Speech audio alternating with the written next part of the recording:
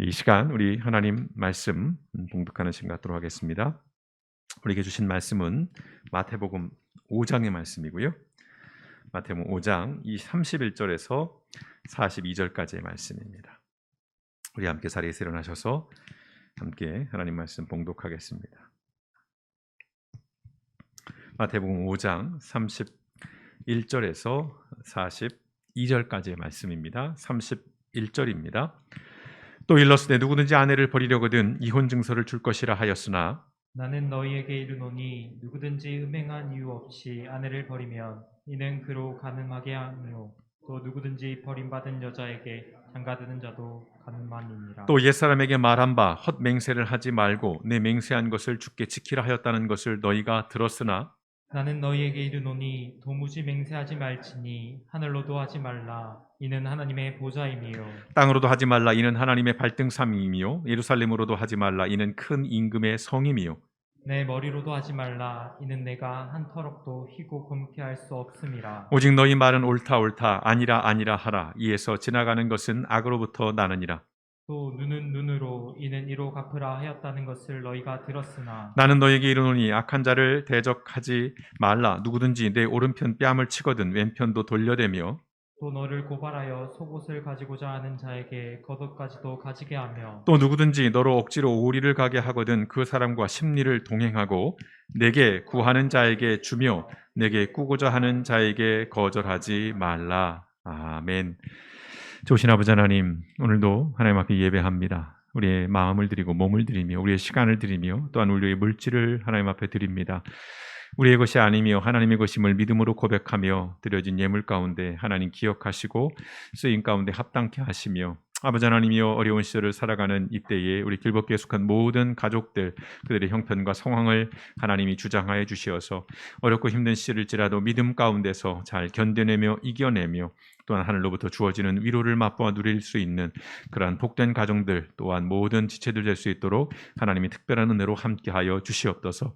오늘도 아버지 하나님 말씀 앞에 섭니다. 아버지 하나님 이 말씀을 통해서 우리가 그리스도인으로 이 땅 가운데 살아가는 우리의 삶을 돌아보며 우리가 어떻게 하나님 앞에 온전해질 수 있는가를 더 고민하고 하나님 앞에 질문하며 나아가는 시간 될 수 있도록 성령 하나님께서 한 영혼 한 영혼의 그 마음을 주장하시고 그 마음을 붙드시고 오늘도 우리가 하나님 앞에 새롭게 결단하는 복된 시간 될 수 있도록 성령 하나님 역사하여 주시옵소서. 모든 말씀 을군하신 예수님의 이름으로 감사하며 기도드렸습니다. 아멘. 예, 앉으시겠습니다.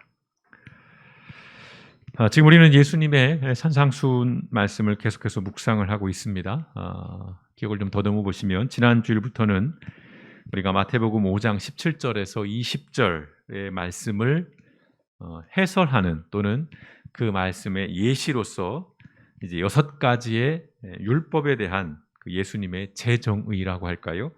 그 내용들을 좀 묵상하고 있습니다. 당시에 이 바리새인과 서기관이 이 하나님의 이 율법, 이 계명이 가진 그 정신과 그 본질을 어떻게 왜곡하고 또 오용하고 있는가를 예수님께서 지적하시고 그것들을 바로잡아 주시는 것인데요.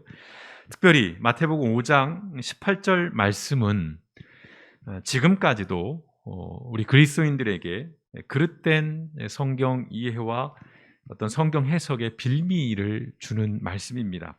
어떤 말씀인지 볼까요? 5장 18절 함께 보겠습니다. 시작. 진실로 너희에게 이르노니 천지가 없어지기 전에는 율법의 1.1획도 결코 없어지지 아니하고 다 이루리라. 바로 이 말씀. 율법의 1.1획이라고 하는 이 문장, 이 단어, 이 표현 때문에 많은 어려움들을 좀 가져다 줍니다. 이 1.1획이라는 말씀을 그냥 문자 그대로 이해하는 거예요. 그러니까 성경에 기록된 그 단어, 그 문장 그대로 그야말로 어떤 마침표나 뭐 느낌표나 이런 거 하나까지도 그대로 해석을 하고 적용을 하는 그런 문제가 생겨났다는 것이죠. 이외에도 몇 말씀들이 있는데 이러한 말씀을 근거로 해서 이른바 성경 문자주의라고 하는 또는 문자주의적 해석이 생겨납니다. 성경의 문구 그대로를 따르자고 하는 어떤 기독교 성경 이해 방식 중에 하나입니다. 관련해서 우리가 축자 영감설이라고 하는 말을 들어보셨을 거예요. 성경이 어떻게 기록됐는가라고 할 때에 축자 영감, 말이 좀 어렵습니다만 말 그대로예요. 한 글자 한 글자 하나님이 주신 단어로 기록되었다는 것입니다. 40여 명의 저자가 기록을 했는데 성경은, 근데 그 기록을 할 때마다 하나님께서 모든 단어 하나하나까지 다 주셔서 그것을 가지고 기록을 했다라고 하는 것입니다. 그러니까 단 한 글자도 단 한 문장도 틀림이 없고 이로 인해서 오류가 없다라고 하는 주장이죠. 당연하죠. 하나님이 주신 말씀 그대로인데 오류가 있으면 안 되잖아요. 그래서 말씀 그대로, 문자 그대로 이해하는 이것들을 바탕으로 해서 기독교 근본주의라고 하는 뭐라 그럴까요? 어떤 파가 형성이 되는데요. 성경은 말 그대로 이 문자 그대로 해석해야 할 부분도 분명히 있습니다. 많은 모든 성경을, 신구약 모든 성경을 문자 그대로 해석하는 것은 대단히 위험하고 그것은 치명적인 오류를 가져올 수 있다는 것이죠. 지난 주일 우리 본문 말씀 중에 한 곳을 보자면 5장 29절 30절 말씀, 우리가 지난주는 좀 건너뛰었습니다만 이런 말씀이죠. 같이 읽어보겠습니다. 시작. 만일 내 오른눈이 너로 실족하게 하거든 빼어 내버려라. 내 백체 중 하나가 없어지고 온 몸이 지옥에 던져지지 않는 것이 유익하며, 또한 만일 내 오른손이 너로 실족하게 하거든 찍어 내버리라. 내 백체 중 하나가 없어지고 온 몸이 지옥에 던져지지 않는 것이 유익하니라. 굉장히 무서운 말씀이에요. 문자 그대로 보자면. 그런데 이 말씀은 과장이에요. 그리고 이 말씀은 수사학적인 표현입니다. 근데 문자 그대로 적용하는 사람들이 있었다는 것이죠. 그래서 바리새인들 중에 한 분파 가운데는 이런 별명을 가지고 있는, 이런 이름을 가지고 있는 분파들이 있었어요. 멍들고 박살난 바리새인들, 이렇게 불린 거예요. 멍들고 박살난 바리새인들. 느낌이 오시나요? 이 사람들은 길을 가다가 앞에 여자가 나타나면 눈을 감는 거예요. 예, 눈을 감는 거예요. 그렇게 걷다가 벽이나 기둥에 막 부딪혀서 온 몸에 멍이 들고 막 성한 곳이 없는 거예요. 굉장히 경건한 사람이죠. 저도 그런 적이 없습니다. 오히려 눈을 더 크게 뜨죠. 예. 왜 고개를 돌립니까? 예. 뭐 내가 뭘 잘못했어요. 네. 어찌 보면 굉장히 경건한 사람들이에요. 우리가 함부로 욕할 수 없는 사람들이긴 합니다. 그러나 참으로 안타까운 것이기도 하지요. 더 극단적으로는 자신의 성기를 자르는 사람들도 많았습니다. 자기가 어떤 그런 간음을 하면 안 된다, 그런 정욕적인 마음을 가지면 안 된다, 그래서 성경에 자르라고 했다, 그래서 팔도 자르고요. 뭐 이런 경우들이 극단적으로 있었다는 것입니다. 이처럼 성경을 문자주의적으로만 해석을 하면 그 본질을 놓치는 거예요. 뿐만 아니라 아주 기이하고 아주 괴기스러운 종교가 되는 것이고 기독교인이 되는 것이죠. 이해가 안 되는 것이죠. 예, 극단적이잖아요. 당시의 바리새인과 서기관들은 막 문자에 집착한 나머지 그 문자 안에 담겨 있는 그 정신과 본질을 보지 못했다는 것입니다. 행위적으로는 굉장히 거룩해요. 야, 대단하다. 그렇게까지 할 정도의 열정. 야, 대단하다. 하지만 정작 그 정신과 본질은 전혀 보지 못하는 거예요. 오늘 말씀도, 오늘 본문의 말씀도 이와 같은 내용들을 담고 있는데요. 오늘 31절과 32절입니다. 같이 읽어보겠습니다. 시작. 또 일렀을 누구든지 아내를 버리려거든 이혼 증서를 줄 것이라 하였으나 나는 너희에게 이르노니 누구든지 음행한 이유 없이 아내를 버리면 이는 그로 간음하게 하며 또 누구든지 버림받은 여자에게 장가드는 자도 간음함이니라. 이 말씀도 굉장히 많은 해설이 필요하고 설명이 필요합니다만 이제 포인트만 말씀을 드리겠습니다. 이게 세 번째 예시로 든 것인데 큰 주제는 이혼에 관한 것이에요. 지난주에도 좀 가볍게 언급이 있었습니다만은 이 주제는 이후에 이 마태복음 19장에 좀 더 긴 지면으로 이혼 문제를 좀 다룹니다. 사실은 굉장히 복잡해요. 이혼이라고 하는 이 문제는. 근데 오늘 일단 이 이혼에 관한 율법은 어디에 근거하냐면 신명기 24장 1절에서 4절의 말씀을 근거하는데요. 그 중에 1절입니다. 이렇게 돼 있어요. 사람이 아내를 맞이하여 데려온 후에는 그에게 수치되는 일이 있음을 발견하고 그를 기뻐하지 아니하면 이혼 증서를 써서 그의 손에 주고 그를 자기 집에서 내보낼 것이요 라고 하는 말씀입니다. 구약의 율법이에요. 이혼 증서를 써주라는 것입니다. 자, 이 율법은 언뜻 보자면 이혼을 명령하거나 또는 이혼이 가능한 것으로 말씀을 합니다. 그리고 이혼할 때 증명서를 써줄 것을 요구한 이 말씀에 따라서 이혼해도 되는구나, 뭐 그런 말씀을 하는 것이 아니에요. 이 말씀의 진짜 본질은 뭐냐면, 이 이혼할 때 증명서를 써주라고 요구하는 것은, 이 구약의 이 가르침은 그 본질이 어디에 있는 것이냐면, 지난주에도 말씀을 드렸습니다. 여성을 보호하기 위한 장치였다는 것이에요. 이 율법의 핵심은 그것입니다. 고대 사회에서 여성은 뭐 늘 말씀드립니다마는 함부로 해도 되는 그런 존재였습니다. 아직도 오늘날 이 문제들이 해결되지 않아서 상당한 어떤 갈등들이 보여지고 있는데, 바리새인과 서기관은 이러한 율법을 근거로 해서 아내와 이혼할 수 있는 여러 가지 규정을 만들어 버려요. 그러니까 이혼 증서를 주라. 그러니까 이혼할 수 있네. 근데 거기에 이제 더해지는 거예요. 그래서 아주 터무니없는 그런 이혼 사유들이 있습니다. 여성분들 잘 들어보십시오. 음식을 잘못해서 태워버리면 이혼할 수 있습니다. 예. 결정적인 것, 외모가 마음에 들지 않으면 이혼할 수 있어요. 그냥 이혼 증서만 써주면 되는 거예요. 예. 그러니까 고대 사회에서는 너무나 손쉬운 이혼이었어요. 여성들은 자기를 보호할 장치가 없는 것입니다. 그래서 일방적으로 이혼을 다 하고 나면 그 사회에서는 매장이 되는 거예요. 매장이 되는 것입니다. 심지어는 다른 누군가가 성폭력을 저질러도 처벌받지 않습니다. 정당화되는 거예요. 왜요? 이 여자는 부정한 여자예요. 이혼당한 여자이기 때문에 그 누구도 보호해주지 않습니다. 누구도 지켜주지 않아요. 그래도 괜찮은 사회였어요.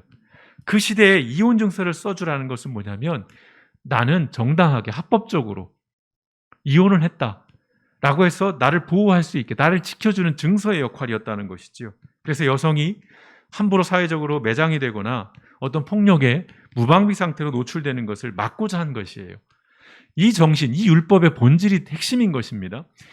물론 여기에 뭐 이혼이 합당하냐 아니냐, 우리가 그런 것들만 가지고 지금 싸우고 있는데, 문제는 다시 말씀드리지만 바리새인과 서기관은 이 율법을 가지고 이혼을 정당화하거나 또는 변명하기 위한 수단으로만 그렇게 오용했다는 것입니다. 다시 말씀드립니다. 이 하나님의 율법의 그 본질은 지키는데, 보호하는 데 있다는 것입니다. 이혼을 금지하는 성경의 가르침이 사실 오늘의 문화에서는 뭐 낡고 어울리지 않는 그런 명령으로 들립니다. 사실은 오늘날 현실적으로 뭐 교회 안에도 이혼한 분들이 많이 계시고요. 또 목회자들도 이혼하고도 목회하는 분들이 있습니다. 물론 예전 엄격한 법칙에 의하면 목회를 못하게 돼 있습니다. 규정상으로는. 그러나 지금은 이런 부분들이 뭐 이혼 흔한데요 뭐, 이런 인식들을 가지고 있는 것이에요. 그러니까 이 또한 이혼을 하느냐 안 하느냐라고 하는 여기에만 우리가 좀 집착을 하고 있다는 것이죠. 근데 다시 말씀드립니다. 이혼을 금지하는 이 율법은 그 본질적인 정신은 어떤 절대적인 이혼 금지가 목적이 아니라 최대한 이혼을 신중하게 고려하고 끝내 이혼을 하게 되더라도 보호하라는 거예요. 존중하라는 그런 의미를 갖고 있습니다. 이혼 증서를 가지고 남용하거나 악용해서는 안 된다는 것이에요. 다시 말씀드립니다. 평가의 기준이 이혼을 했느냐 안 했느냐가 되면 곤란해요. 이혼했다라고 해서 문란한 사람이거나 거룩하지 못한 사람이거나 죄인 취급을 해서는 안 되는 것이에요. 오늘날 기독교가 공감을 얻지 못하는 이유가 이런 데 있습니다. 전에도 언제 말씀드렸습니다. 예전에 5월 달만 되면 교회를 안 나오시는 분들이 있었어요. 불편하다는 거예요. 왜냐하면 5월 달 내내 가정의 달, 가정에 관련된 설교를 하는데 이혼한 사람들은 막 죄인 취급을 받는 것입니다. 어떤 싱글맘들은 정말 큰 죄인이 되는 것이죠. 우리가 정해놓은 그 스탠다드한 그 가족의 어떤 구성, 어떤 가족의 어떤 그 틀 안에 벗어나면 다 죄인들인 거예요. 다 잘못 살고 있는 거예요. 그러니까 너무 정죄감을 받고 너무 어떤 손가락질을 하는 듯한 설교들을 하니까 아예 한 달간은 안 나오는 거예요.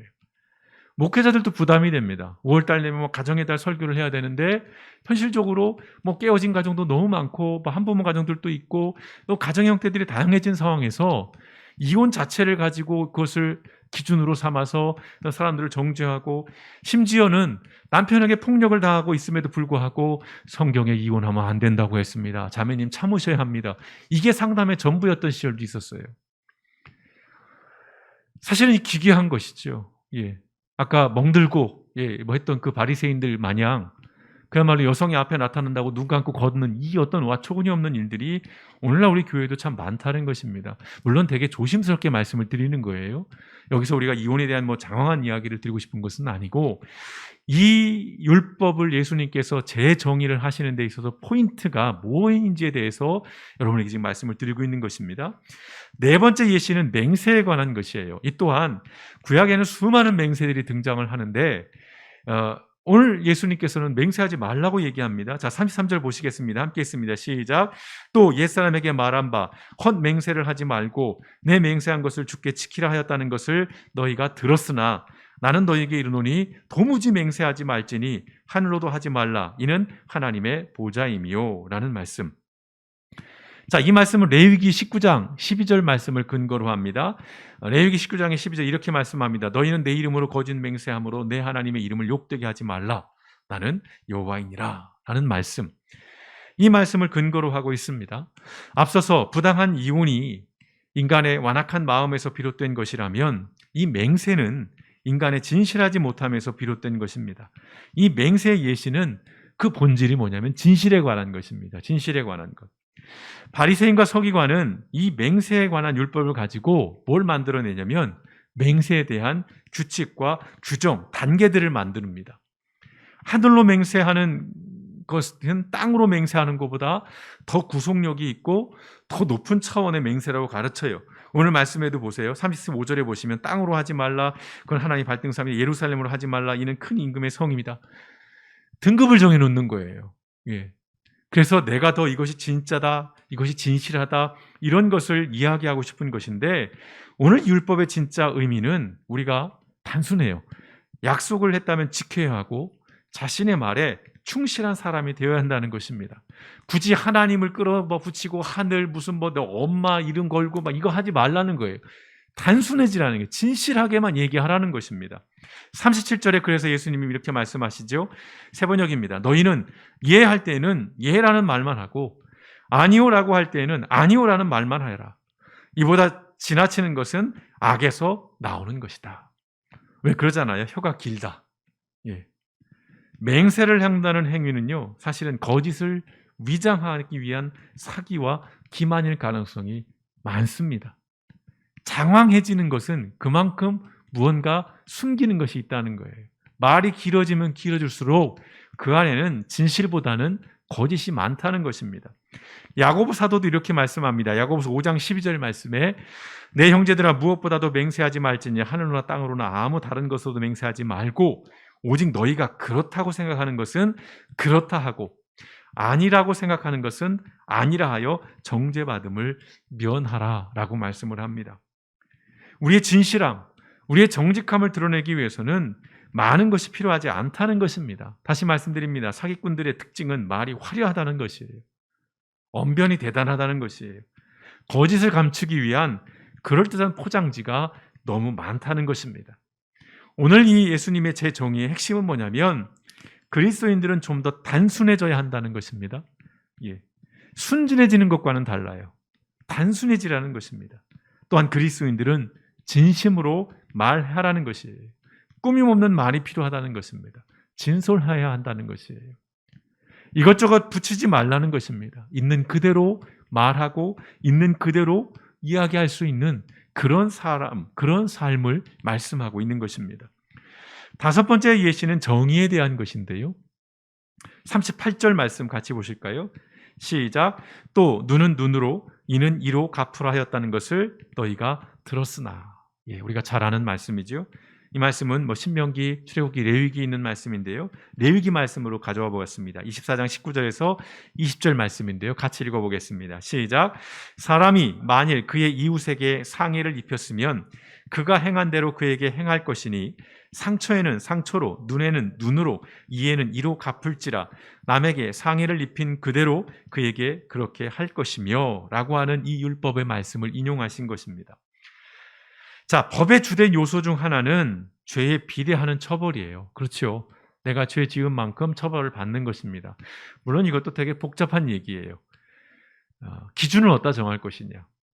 절도에 대해서 이것을 5년이다 10년이다 그것이 과연 타당하냐 합당하냐 뭐 이런 복잡한 내용들이 수없이 많겠지만 그냥 단순하게 어떤 개념적으로 말하자면 죄에 비례하는 처벌입니다. 처벌은 범죄와 동등한 수준이어야 하는 것인데 우리가 뭐 눈에는 눈, 이에는 이 수없이 성경에 듣고 있는데 이 법을 라틴어로는 탈리오의 법칙이라고 표현을 하고요. 또 한자로는 동해복수법이라고 표현을 합니다. 예. 이 탈리오의 법칙의 원칙이 있어요. 첫째는요, 규정대로 보복하는 것이고요. 두 번째는 동등하게 보복하는 것입니다. 자, 이것은 과도한 폭력과 사적인 복수를 방지하기 위함이에요. 자, 눈에는 눈, 이에는 이 너무 잔인하지 않아? 야, 너무 가혹하지 않아? 우리가 언뜻 생각할 땐 그럴 수 있지만 고대 사회의 어떤 상황에서 볼 때는 이건 굉장히 파격적이고 굉장히 어떤 혁명적인 법이에요. 정말 사람을 지키는 법입니다. 우리가 볼 땐 잔인해 보이는 것 같지만 또한 이 동해복수법, 탈리오의 법칙은 처벌의 문제를 사적인 영역이 아닌 이제 공적인 광장으로 가져오려고 하는 그런 법입니다. 남자나 여자나 부자나 가난한 자 모두가 각각 동등한 처벌을 받는다는 거예요. 내가 눈 하나를 상해했다고 해서 내 전체를 죽임을 당하는 이런 일들, 그걸 막자는 것이죠. 내가 지은 죄에 비해서 훨씬 더 가혹한 그런 처벌은 막자는 것이고 반대는 뭘까요? 내가 지은 죄에 비해서 턱없이 부족한 처벌, 그 또한 막자는 것입니다.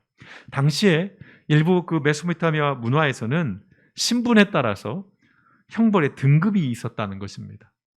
이건 뭐 굳이 메소포타미아 그 고대 얘기할 필요도 없죠. 오늘 우리 사회도 똑같습니다. 유전무죄, 무전유죄. 예, 우리가 이런 얘기 하잖아요. 권력 있고 힘 있는 사람, 돈 있는 사람들은 처벌받지 않습니다. 이번에 이제 법을 바꾼다잖아요. 예, 기업 오너들은 이제 문제가 생기면 감옥 가는 대신에 과태료로 대신해 주겠다고 법을 개정하겠답니다. 구속 안 시킨다는 거예요. 돈 내면 된다는 겁니다. 오늘날에도 사실은 그 고대에 있던 이 동해복수법조차도 따라가지 못할 만큼의 형편없는 법 적용들, 형편없는 법의 정의들을 우리가 경험하고 있잖아요. 그러니까 사실 이 법은 굉장히 앞선 법입니다. 우리가 생각해 본다면. 이 법은 보복 자체가 목적이 아니에요. 예. 법적인 정의를 세우기 위해 주어진 율법이라는 것입니다. 그런데 당시의 바리새인과 서기관은 보복의 방점을 그래 보복하라? 여기만 생각하는 거예요. 그래서 보복에 대한 최소한의 기준으로 왜곡시켜 버리는 거예요. 그런데 예수님은 강화된 말씀을 하시지요. 39절에서 42절의 말씀 같이 읽습니다. 시작. 나는 너희에게 이르노니 악한 자를 대적하지 말라. 누구든지 내 오른편 뺨을 치거든 왼편도 돌려대며 또 너를 고발하여 속옷을 가지고자 하는 자에게 겉옷까지도 가지게 하며 또 누구든지 너로 억지로 오리를 가게 하거든 그 사람과 심리를 동행하고 내게 구하는 자에게 주며 내게 꾸고자 하는 자에게 거절하지 말라. 내게 구하는 자에게 주며 내게 꾸고자 하는 자에게 거절하지 말라. 이 말씀을 아까 전사님과 같이 미리 읽고 제가 끝나자마자 4천만 땡겨주세요 라고 했어요. 그랬더니 전사님이 4,000원은 드릴게요. 거절하지는 않았다는 거라고. 참 어려운 말씀입니다. 오늘 예수님의 이 말씀대로라면 우리는요 호구됩니다. 호구로 사는 거예요. 근데 이 엄청난 말씀의 본질은 뭐냐면 하나님 나라의 작동 원리에 대한 이야기를 하시는 겁니다. 문서에 적힌 법 조항, 그 규정 이상의 무언가를 요구하시는 거예요. 이제 이 정점은 다음 주에 예시, 마지막 6번째 예시에서 좀 더 우리가 구체적으로 좀 살펴볼 텐데요. 자, 문서에 적힌 법 조항 그 이상의 무언가.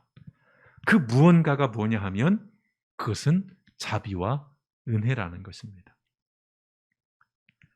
자, 자비는요, 의미를 분석해 보자면 합당한 처벌을 보류하는 것이에요. 자비를 베푼다는 의미는 뭐냐면 합당한 처벌을 보류하는 것입니다. 은혜는 뭘까요? 받을 자격이 없는 자에게 주는 선물이에요. 의미가 그렇습니다. 자비와 은혜라고 하는 것. 자, 예수님은 법대로의 삶을 넘어서 자비와 은혜의 삶을 실천하라는 것인데 이 네 가지 사례를 제시하는 거예요. 상황을. 다시 요약하면 이렇습니다. 자, 모욕을 당하는 상황. 한쪽 뺨을 맞으면 다른 뺨도 대라는 거예요. 법정에 고발을 당한 상황, 또 로마 군대에 징집당하는 상황, 그리고 다른 사람에게 돈을 빌려주라고 요청받는 이 상황. 이 네 가지 예시를 통해서 우리는 법 이상의, 규정 이상의 그 무언가의 어떤 기준, 수준을 가지고 살라는 것인데, 예컨대 로마 군대에 징집당하는 이 상황을 조금 예를 든다면 법적으로요. 당시 법적으로 로마 군인이 길을 가다가 민간인을 만나면 그 민간인에게 자신의 짐을 맡길 수 있습니다. 자기의 말하자면 배낭을 맡길 수 있는 거예요. 뭐 무기도 맡길 수 있고 뭐든. 그런데 그 맡길 수 있는 거리가 뭐냐? 오리예요, 오리. 예. 딱 오리까지는 법적이에요. 짐을 들어줘야 합니다. 그게 법이에요. 근데 예수님이 뭐라고 말씀합니까? 십리까지를 가라. 이야기를 하는 것이에요. 하나님 나라의 법칙은 십리를 동행하라는 것입니다. 여기에 담기는 의미는 또 숫자적으로 그럼 십리까지만 가면 그게 법적으로 하나님 나라의 법에 맞는구나, 그런 의미가 아니죠. 자비와 은혜라는 관점입니다. 이것은 섬김과 또 나눔과 베푸는 삶의 기초인 것이지요. 자, 그리스도인은 분명 법대로 살아야 합니다. 그죠? 법대로 살아야 해요. 하지만 이것은 최대한의 삶이 아닌 최소한의 삶입니다. 여러 번 말씀을 드렸습니다. 우리가 살아가고 있는 이 법이라는 것은 최대치가 아니에요. 사람으로서 사람과 사람이 살아가는 데 있어서 가장 최소한의 규정, 통제를 정해놓은 게 법인 거예요. 최대치가 아닌 것이죠. 최소한의 삶인 것입니다.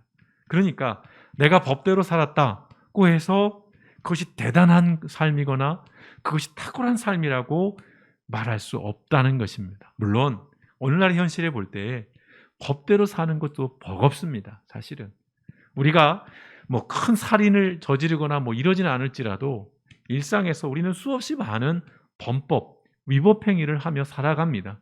사실 솔직하게 말씀을 드리면, 그러니까 법대로 사는 것도 사실은 굉장히 어려운 일이에요. 근데 오늘 예수님은 그것을 또 확장시켜 버린다는 것입니다. 왜냐하면 이 바리새인과 서기관들은 그 최소한의 삶을 살면서 그것을 최대한의 자랑으로 삼았고 그것을 가지고 자신들을 굉장히 드러내는 그런 삶을 살았기 때문에 그런 것인데요. 물론 바리새인과 서기관, 제가 많이 비판하고 성경에서 비판적으로 나오지만 그러나 어느 한편에서는 정말 칭찬받을 만한 삶입니다. 또한 존경받을 만한 그런 삶일 수 있어요. 그러나 냉혹하게 보자면 칭찬을 할 수는 있을 것 같아요. 당신들 대단하다. 그렇게 율법을 지키며 사는 것. 그러나 결코 존중하거나 존경받을 수는 없을 것 같아요. 무엇보다도 법에 매여서 이 자비와 은혜라고 하는 율법이 가진 그 온기 또는 율법이 가진 그 기본 정신을 이들은 전혀 보지 못했고 보려 하지 않았다는 것입니다. 예수님이 6가지 예시를 통해서 말씀하시고자 하는 핵심이 그거예요. 제가 하나하나를 디테일하게 살피지 않고 뭉뚱그려 가는 것은 그 6가지를 설명하고자 하는 공통 분모는 이거기 때문이에요. 율법의 온기를 좀 느껴보라는 것이에요. 무엇보다 하나님 아버지의 마음을 느껴보라는 것이에요. 이 율법을 왜 주었는지, 이 계명을 왜 주었는지, 여기에 담긴 정신이 무엇인지 그걸 깨닫게 해주려는 것이에요. 오늘 이 예수님의 가르침은 우리가 현실적으로 생각할 때요, 냉정하게 너무 터무니없어요. 다음 주는 더 터무니없는 말씀이 기다리고 있습니다. 굉장히 비현실적이에요. 그리고 사실은 불가능에 가까운 것들입니다. 그런데요, 이것은 터무니없어, 비현실적이야, 정말 불가능에 가까운 것이야.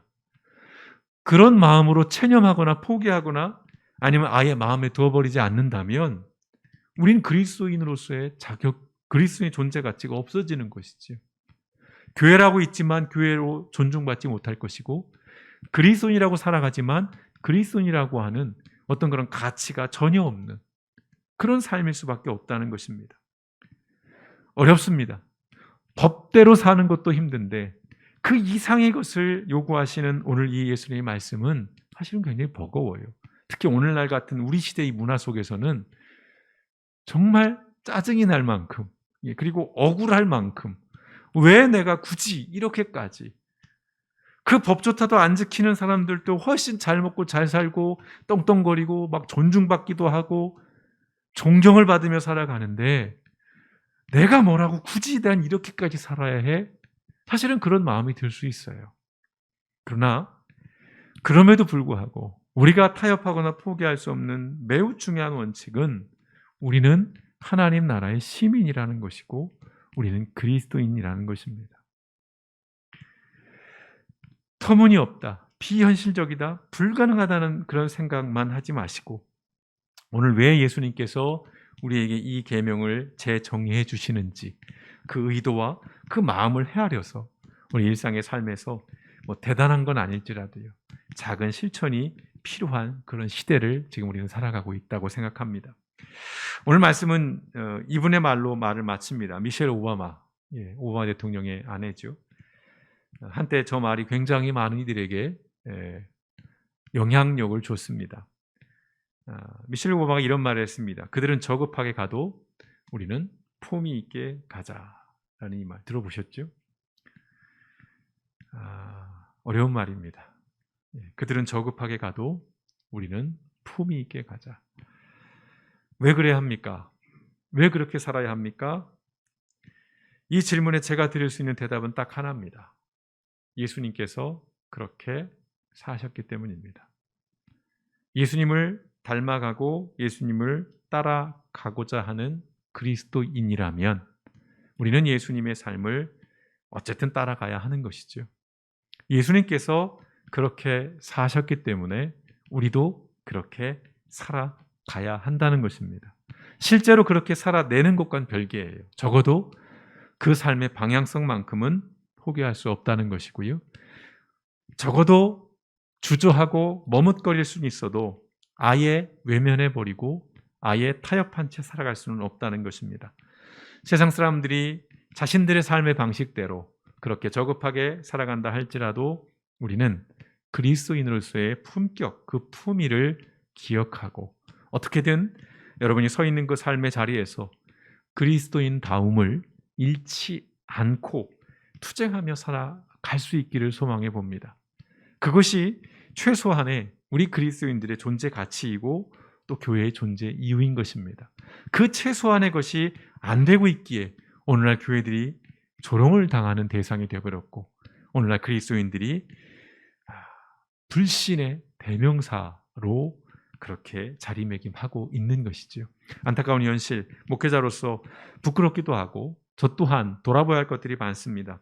우리가 함께 이것은 고민해 보아야 할 문제들입니다. 어려운 현실을 살아가지만 오늘 이 예수님께서 우리에게 제정해 주시는 그 율법이 담긴 정신들 하나하나를 곱씹어 보면서 이번 한 주간 단순하게 또 진실하게 또 이 사람으로서 살아가는 그 삶에 다시 한번 도전하시고 또 우리가 어떻게 하면 그리스도인의 그 품격을 가지고 살아갈 수 있을지를 하나님 앞에 물어가면서 이번 한 주간도 우리가 그리스도인 다움을 지켜내는 저와 여러분 우리 길벗기 되시기를 주님의 이름으로 축원드립니다. 함께 기도하시겠습니다.